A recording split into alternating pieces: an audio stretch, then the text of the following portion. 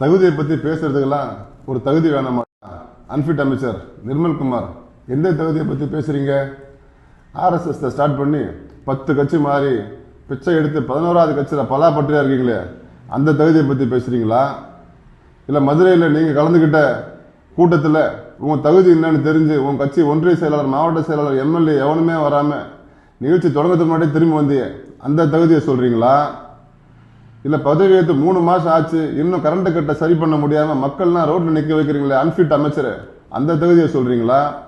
இல்லை சட்டத்துறை கையில் வச்சுருக்கிற நீங்கள் உங்கள் துறையில் அரசு வக்கீல் நியமனத்தில் கோடிக்கணக்கான ரூபாய் லஞ்சம் வாங்கிட்டு தான் போடுறீங்கன்ட்டு உங்கள் கட்சி பெண் வக்கீல காரி துப்பி ஹைகோர்ட்டில் கேஸ் போட்டிருக்காங்களே, அந்த தகுதியை சொல்கிறீங்களா? இல்லை தமிழ்நாட்டில் டீச்சர் டிரான்ஸ்ஃபர் கவுன்சிலிங்கை நிறுத்தி வச்சிருக்க சமயத்தில் பல்லாவரத்தில் டீச்சராக வேலை செய்கிற உங்கள் மனைவிக்கு மட்டும் ட்ரிப்ளிகேனுக்கு திருட்டுத்தனமாக டிரான்ஸ்ஃபர் போட்டிருக்காங்கன்னு நியூஸ் பேப்பர்லாம் போட்டிருக்க, அந்த தகுதியை சொல்கிறீங்களா? அந்த தகுதியெலாம் எங்கள் அண்ணன் உதயநிதிக்கு இல்லைடா. எங்கள் அண்ணன் உதயநிதி தலைவர், நீ தற்குறி.